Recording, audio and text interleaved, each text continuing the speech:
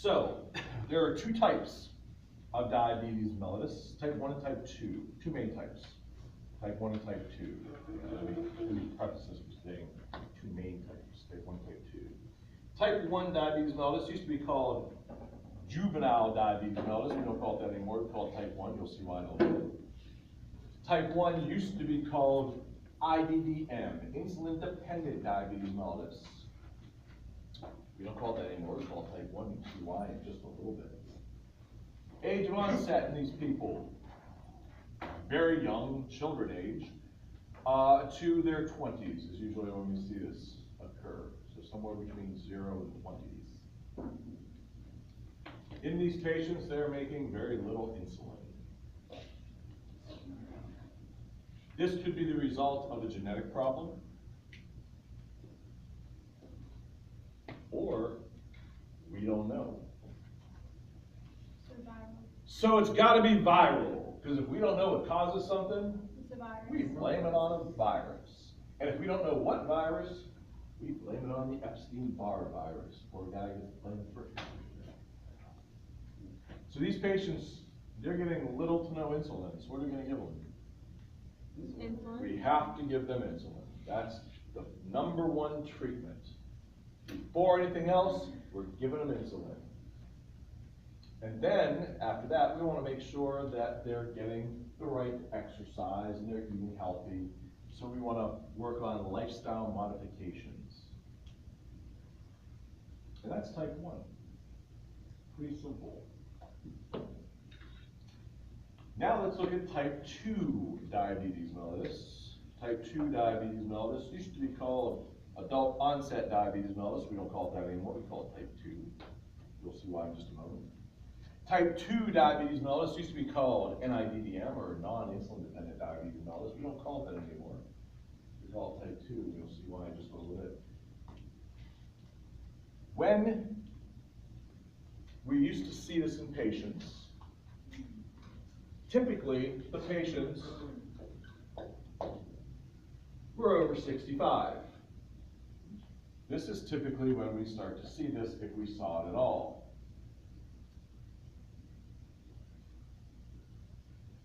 And what was happening wasn't necessarily a decrease in insulin, but what was happening was a breakdown.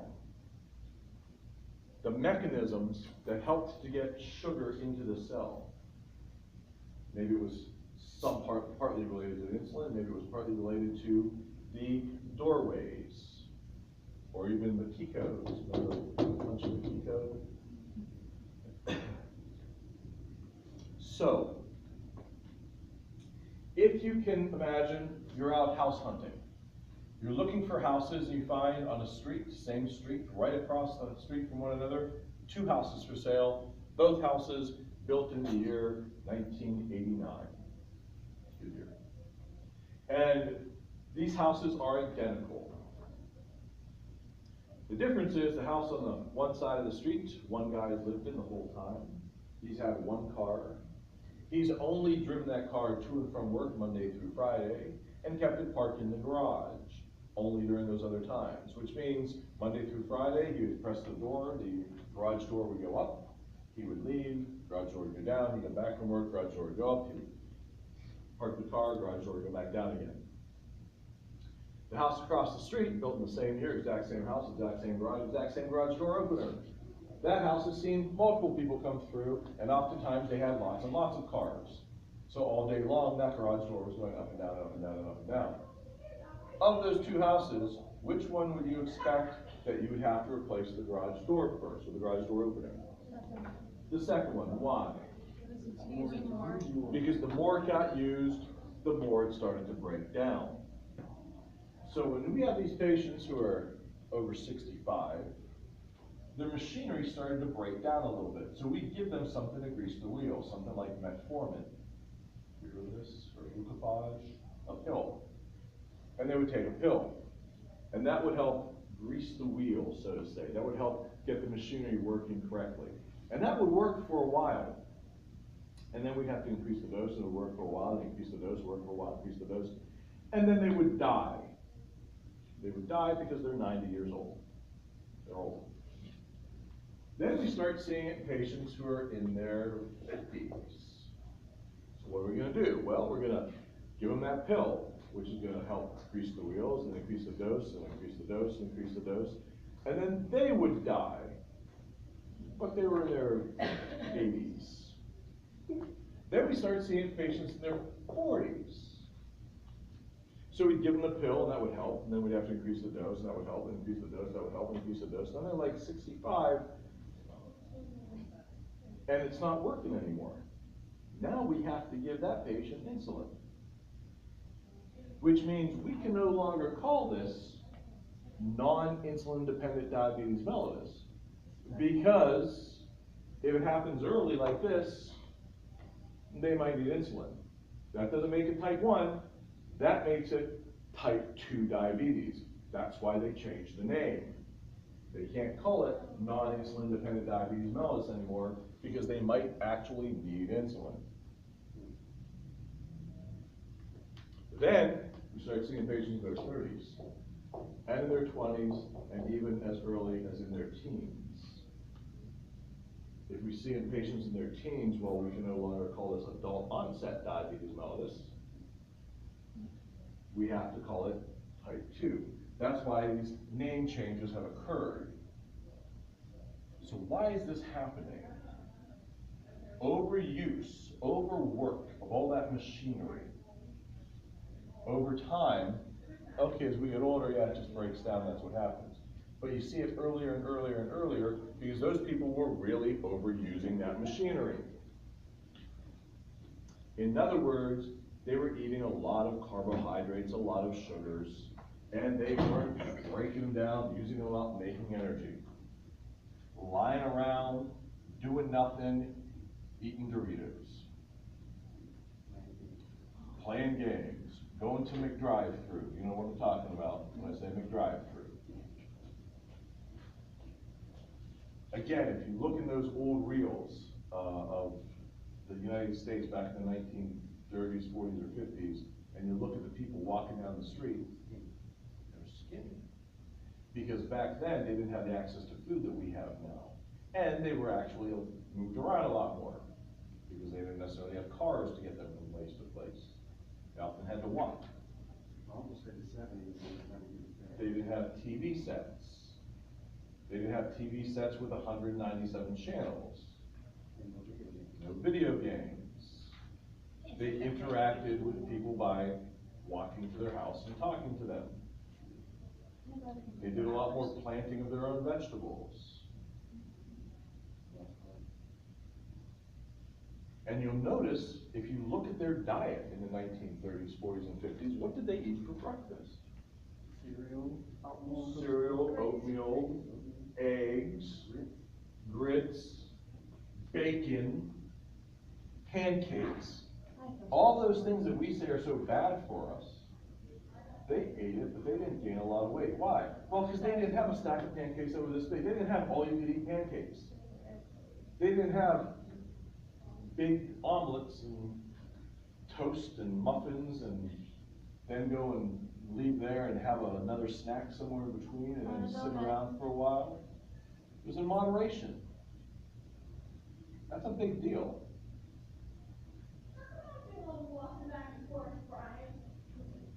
So when these people are getting exposed to all these carbohydrates and none of the moving around, whose fault is that? Theirs. These people. Their parents. Because who buys the food when you're 12 years old, 13, 14 years old? The parents. Or they give you money to go buy food, or what they call food, which is McDrive-thru, junk, stuff like that. So that's the parents. More snacks for my kids.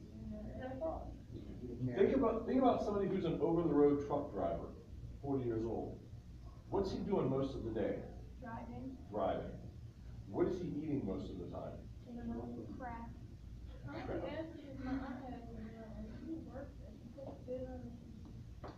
But what does she cook? What does she eat in between? How much does she eat? How much does she exercise? And please understand, walking is not exercise unless you're walking fast enough to where you're almost jogging. When we say walking is, and I'm a big believer in walking. I think walking is a great exercise. I love walking. But you've got to walk fast enough to where you're actually working up a sweat. And it has to be for at least 20 minutes. I say 22 minutes. Because that first 20 minutes you're just burning through blood glucose. So if you want to actually hit the fat storage, you got to go past that mark. So I hear people say all the time, well, I'm on my feet all day long. Yeah, but you're doing this. Hi, welcome to Applebee's. Right? How many tonight? Or I'm making cocktails and drinks, so like this, doing this, and making another cocktail, changing them, and pouring it out like this. That's not exercise. Exercise is where you're getting your heart rate up to that 120 beats per minute, and you're maintaining that for a period of time. That's exercise. So that's how that happens. And then they think they're cooking things well, but they're not. They're deep frying things, but not with a deep fryer. They fry it in their pan. Or they're using Scrapple every morning. I've never even had Scrapple. Me either. One day I'm going to try it. I swear to God I'm going to try it. But You. no, I have to. I gotta try it. I gotta try it.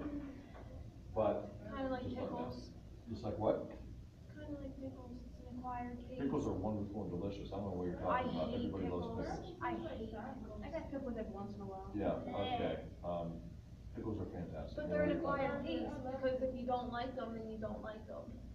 Isn't it? Okay. From now on, you're gonna eat a pickle every day.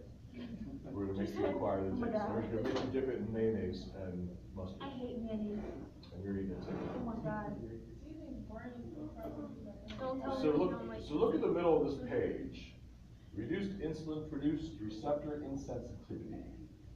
In other words, that means the doors, the garage doors. Doors don't work. Yeah, or the keypad didn't work. Genetic predisposition and unhealthy lifestyle. So, if you have a relative who has type 2 diabetes, that puts you at a greater risk of developing type 2 diabetes. I'm adapted. Which means what? Which means that you should be careful what you eat. You should be even more careful. You should be even more careful about eating healthy and I think my exercising. brother has diabetes and he's had one of the doctors. I'm just gonna sip my Pepsi as I'm really small one. Smaller one. So what do we do for these patients? Look at the first thing we do. We change their lifestyle. Lifestyle modifications. Workout. But again, how do you tell that 40-year-old over-the-road truck driver to change his lifestyle, exercise more and eat healthy? If He's you're gonna on staff, say, do push-ups. he's gonna say, Doc, can you just give me a pill? That's what he's gonna say. Yeah, we can give you metformin, but we don't wanna do that. We want you first to change your lifestyle. Then after that, we go to the pill, glucagon. Because when he stops at places, he can work out. Then eventually, go to insulin. And you're right, and they do. There are people that do that. There are over-the-road truck drivers who do work out those places. Absolutely, but they're not the majority. Well, why? Why does any of this matter? Who cares? Because they're gonna die. They're not just gonna die. Death doesn't scare people, unfortunately. Let's look at the bottom of page 62, because this is the truth of diabetes. You see, the problem is most times when you talk to people about diabetes, they think of somebody who has to be careful what they eat, watch their blood sugar, maybe stick their fingers, sometimes take insulin. That's the most polite version of diabetes. And diabetes is scary as hell. There's nothing polite about it. Everybody should be terrified of this. Because look at what happens at the bottom of this page, complications of diabetes. Diabetic neuropathy. Are you getting this? Diabetic neuropathy. The nerves die. If I'm walking down the beach in my bare feet, and I step on a piece of glass in my bare feet, and I cut open the bottom of my foot, how do I walk after that? On your toes. I can't. Come on, what am I? On your toes. Do I walk Carefully. something like You this? walk carefully. With a limp. You walk with a limp. Oh, Yeah, oh, I know. broken glass. Oh, worst thing in the world. A diabetic would. Why would I walk like that? Because you That can feel the pain. Because it hurts. If I can't feel the pain, how am I gonna walk? You're gonna walk fine. Just like this. And Is it's that worse going and to worse. increase the healing process or decrease the healing process? Decrease. Is that gonna increase the possibility of infectious pathogens getting into it or decrease? Increase. It'll increase the possibility of infection. This is why diabetic patients can't clip their own toenails. They cut them too low. They'll cut through the skin.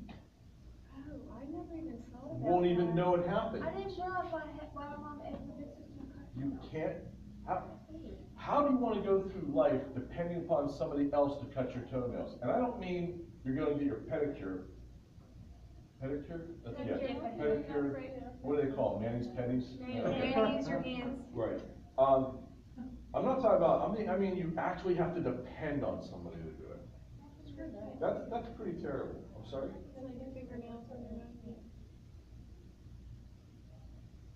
Very easily. Cut right into the skin, and we'll see in just a little bit, it's also a decreased blood flow there. So there might not be a whole lot of blood coming out at the same time.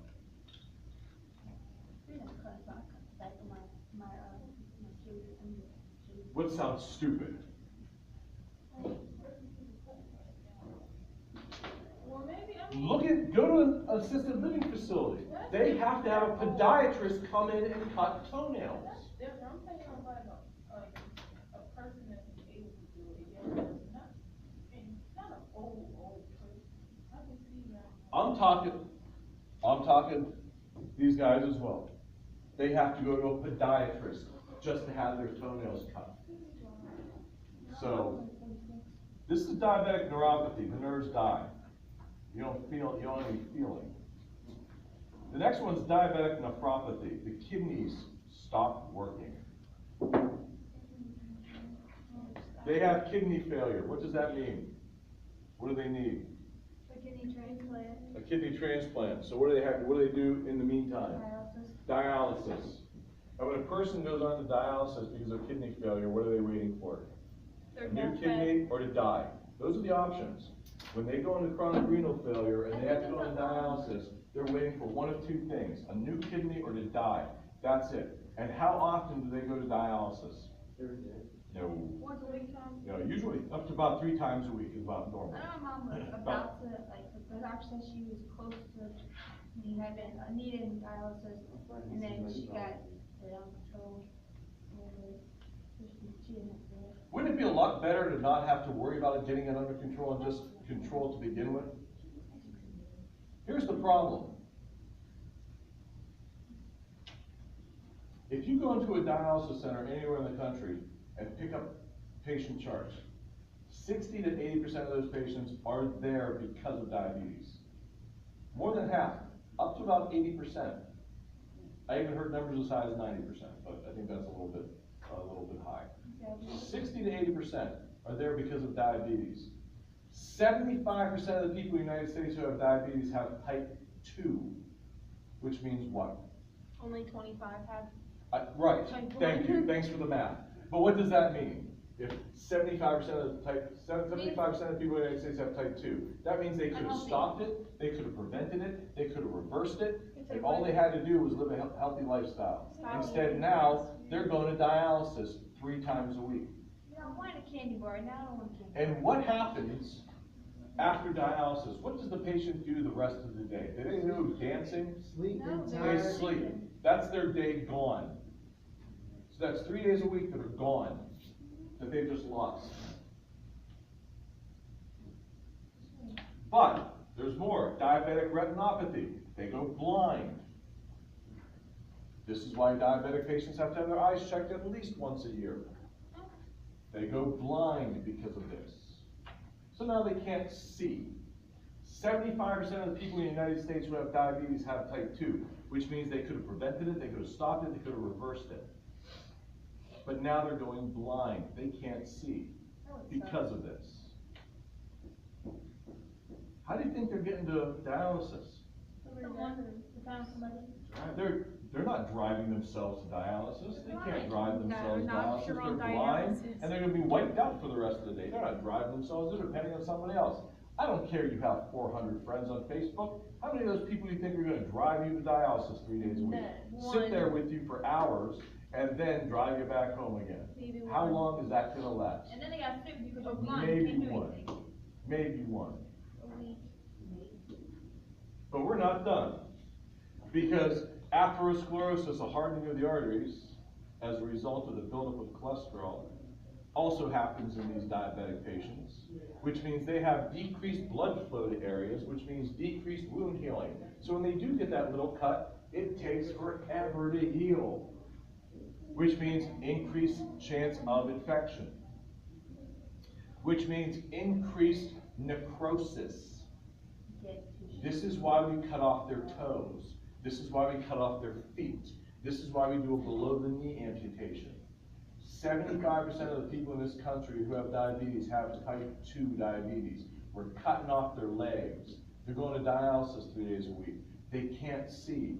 Now they have heart failure because of the atherosclerosis. This isn't diabetes is going to kill you. I don't care if diabetes, you gotta die of something. Then jump off a bridge, make it quick. Because this is miserable, this is a miserable way to live. Nobody wants to live like this. And it drags out, and you feel miserable all the time. 75% of the people in the United States who have diabetes have type 2, which means they could have prevented all this. They could have stopped all of this. They could have reversed all this. All they had to do was change their lifestyle. And that means put on some shoes and go out and start walking. And stop eating that crap in the McDrive-thru. That's all it means. And my God, if somebody in your family has type 2 diabetes, you gotta tell them this. And then you gotta be more careful than everybody else, because you don't wanna end up like this. We're cutting off legs because of this. And we are not done. Not yet. Because if you look at the last one here, impotence. Impotence can be caused by diabetes mellitus. What is impotence? If you don't know what impotence means, raise your hand. Well, if you could get that up. Because impotence means erectile dysfunction. Oh. And I guarantee you, nobody wants this. No guy wants this. Can't get it up. It should be at the top. Number one. You're absolutely right. For you, circle it and put an arrow and move it to the top. Can't get it up. Because if nothing else scares that guy, this should terrify him. And no woman wants this either, by the way. No woman wants this for her man If you either. high and dry, Oh, man, you gotta go. Nobody wants this. she gonna do Now, it. why did this happen? Because of Why the did this happen? because- 75% of the people in the United States who have Decreased diabetes blood flow. have type 2 diabetes. Decreased blood flow. So what did they do? Fat and lazy. Fat and lazy and just didn't care. Lifestyle modifications is all that's required to stop this, prevent this, reverse this. Easy. If they don't do it, they got some problems, yes. So do you think that being a diabetic could cause depression? Oh my God, what do you think? I'm thinking yes. Absolutely, My- we can see a correlation between those two. My These dad- people are miserable for years. Yeah. This doesn't happen for a week or a month or No, 2 he's weeks. had it for 20 years, and I This will happens say for it has years. been the most miserable 20 years of my life dealing with my father. Must have been Now, how can they guy. get rid of it? Like, can they just change their lifestyle and it goes away? Or they're stuck with it? No, yes. You can change your lifestyle and revert, not you, the patient can change their lifestyle and reverse this. But the worse it gets, The harder it is. the less reversible it becomes. The more damage, the less likely. So what you do is, you don't let it get to this to begin with. If it starts heading that direction, man, you take drastic steps. Because we don't want that polite version. We know the polite version. We don't want people to think about that polite version. Hey, you gotta stick your finger, check your blood sugar, can't eat too much cake. No, we're cutting your legs off. You're gonna die, you're gonna be miserable. They're in dialysis 3 days a week. Those days are gone. What do you think the other days are like? What are they doing those other days? Sleeping. Eye doctor, cardiologist, Podiatrist. endocrinologist, Podiatrist. podiatrist, psychiatrist. That's what's happening on all of those other days. That's we'll throw urologist in there, sure. That's what's happening for their life. That's what their life becomes. And they're always feeling crappy. So is that somebody you want to spend a lot of time around? Remember those 400 friends on Facebook? Who's driving them to dialysis now? Nobody. Now they're depending on somebody else again And they're for blind. the rest of their life. And they're missing a foot or a leg. Why? Because they're fat. Because they didn't do what I'm telling you right now. The equation is so simple, but people don't want that. They want the other simple. It's easier to just go through the drive-through. It's easier just to stay home and on the couch and watch TV. I can't sit there for Do hours and watch computer TV. games. I just get bored. But people do. And then one of the excuses I hear all the time for not exercising, I don't have the energy. Well. Here's the paradox. If you exercised, you would have the energy to exercise more. So you have to get up and go and do something. I can't sit there. I just. As you can tell, I'm pretty passionate about this because it pisses me off that people think diabetes is all about sticking your finger, checking your blood, maybe having to take insulin, and all that polite crap that they try to tell you diabetes is. Diabetes is miserable.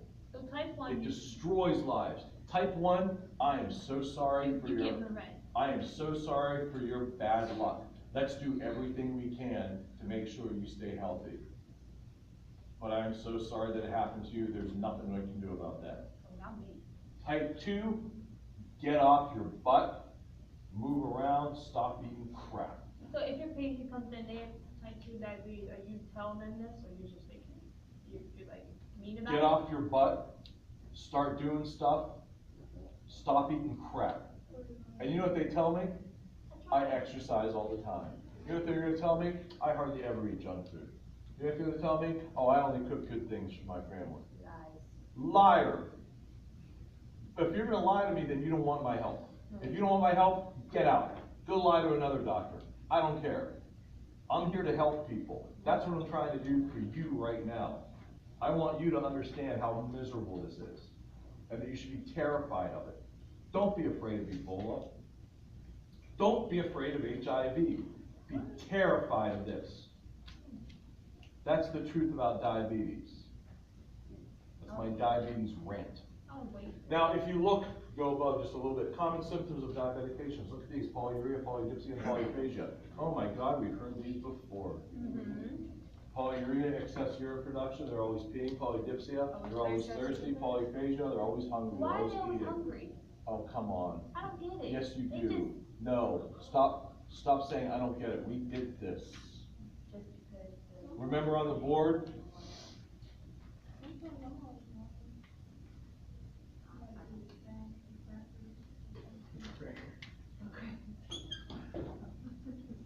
We did this. Remember we did this? Do you remember we did this? And we said when these cells here start running out of sugar, Then they they're more gonna and say, more and more. hey, where's the sugar? Oh, yeah. Because there's only so much in here, and their body's gonna say, oh, we don't have enough glucose, we have to get more, so we must be Yeah. hungry. So the brain's gonna say, we should eat more. So that puts more glucose in here. But does that glucose go into the cell? No. No. Why doesn't that glucose go into the cell? Because it needs insulin. It needs the insulin, it needs to be able to get in through that doorway. So this cell doesn't know that glucose is right out here. Remember, you ordered that pizza an hour ago and it's still not there. What are you gonna do? Extra more. You're gonna call again and say, hey, where the hell's my pizza? remember. It's gonna go back to the brain. That's gonna put more glucose into here. Is that glucose now gonna get into that cell? No. No, it's not. It's still gonna sit right here. It's Because going remember, more and more. high blood sugar is not the problem in diabetes. High blood sugar is the result. I don't know. Now do you remember? Now does it make sense? Now you understand why they're always eating? Why are they always drinking? Remember osmosis? We put a whole lot of solid particles in here. What's gonna happen to the fluid that's in here? The water that's in there? So once you're eating out. Water's gonna move from an area of low solid concentration across the selectively permeable membrane to an area of high solid concentration until what happens to that cell? It's gonna dehydrate, Shovel down, then you're gonna think. which means that's gonna send a signal to the brain that says, We need water. we need water. Your brain's gonna interpret that as, I'm thirsty. You're gonna drink more. If you put more water into the blood, that's more water getting filtered by the kidneys, so what's gonna happen? More water being filtered by the kidneys, they're gonna pee more. Polyuria, polypepsia, polyphagia. So they all kind of coincide with each other? Absolutely. This is why if you look in any medical textbook on the planet and you look up diabetes mellitus, it'll say the first things you see in a diabetic patient are polyuria, polydipsia, and polyphagia. However, we know that's not true. What's the first thing mom's gonna say about that kid? Oh, he's fat, he's fat. No, she's gonna say, he's always lying around, doesn't seem to have any No energy. energy. Because that's what's gonna show up first, because these cells aren't making any energy, so that's what's gonna show up first. They just won't recognize it as a sign or symptom. Polyuria, polyphagia, and polydipsia is what they think about. If you turn to page 63 briefly, at the top of page 63 of the notes, if you happen to have the notes in front of you, remember they are not necessary for your success in this course. They're merely offers of convenience. Some information we found in other textbook reference materials. Gestational diabetes. Oh, Diabetes that occurs during pregnancy when the mother was not diagnosed previously as a diabetic, and the diabetes resolves after the delivery. It has to resolve. If it doesn't resolve after delivery, then it's just type 2. Right. But this is a big warning sign to mom. It says if you don't change your ways, your lifestyle, you're gonna end up with type 2 diabetes. And that's not good. But there's more to it than that. Because remember, if mom has a lot of extra sugar in her blood, that's a lot of extra sugar going down to the placenta, which means that's a lot of extra sugar going to the baby. And what do we use glucose for? What do we use glucose for? Making energy and making proteins for building things. So if we put a whole lot of building materials down there, what's gonna happen? You're gonna have a big baby. And if that's a big baby, how's it coming out? Cesarean section. Delivery. Cesarean delivery. That was 10 pounds, man. That's why she hates you. That's probably what's killing her. Probably.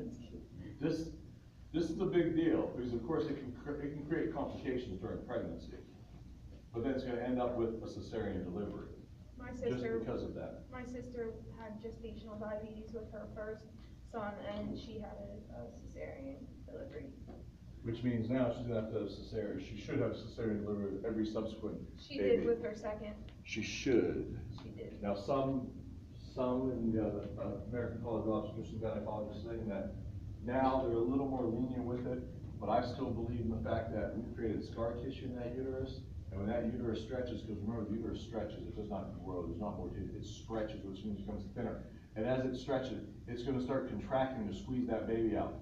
As that muscle squeezes, trying to get that baby out, that scar tissue is now the weakest point, which means that could tear. If that tears, then mom's bleeding internally. If mom's bleeding internally, then baby could die.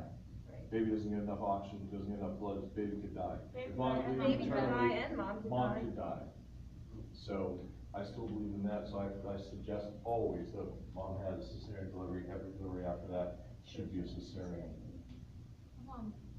This is probably the most important lecture of your lives, because diabetes is gonna affect one of you, at least one. And I seen type 1, I see. It was like, It'll be before I knew me. all this, when you said any of this, or met you, I knew that having diabetes, you had to work out, you had to do something. My stepdad worked, he retired 2013, 2016 he was gone. And he was fine when he was working, his body mass, everything was fine, he was going to insulin thing. Then he got retired, he said, oh, what are you gonna do? No, he's gonna do nothing. And he did nothing, he said, what you did, why did you? And then after a while, he started losing weight. And then he had to cut his toe off. He had to cut half the foot. Yep. And next thing you know, he went to the hospital, Yep. and everything back. Yep. 75% of people in the United States who have diabetes have type 2. 60 to 80% of people in dialysis in the United States are there because of diabetes. That's a big deal. You retired, you were relaxed. Okay, we'll take a break. Do you need to speak to the students or to me? I need 2 of your students. Okay. You're So okay? we'll take a break. We'll come back in a little bit. Yeah, that's fine. Kanisha and Valeria. Just for 2 minutes, it won't be long.